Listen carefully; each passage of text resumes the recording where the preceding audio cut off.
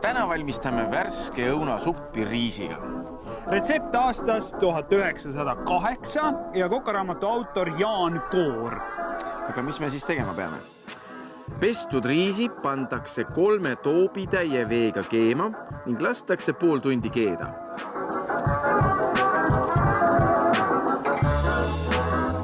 On see 3 toobi? On.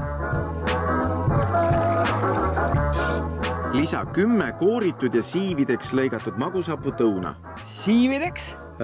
Viiludeks. Nii.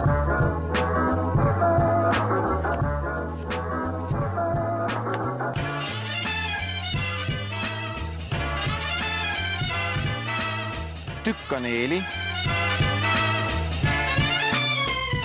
Tükikene tsitroonikoort. Tsitroonikoort? Ja. Ning lastakse nii kaua keeda, et õunad ja riis pehmeks lähevad. Segatakse nüüd 2 söögilusikatäit kartoflijahu korter külma veega, klopitakse selle suppi hulka, lisatakse mao järele suhkrut juurde ning lastakse veel kord ülesse keeda. Nii, nüüd siis täitis seda ju.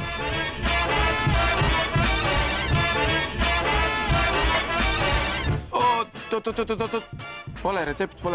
Meie pidime lisatakse veel mao järgi suhkrut ja nappu otsatäis soola juurde. Oh, bože moj.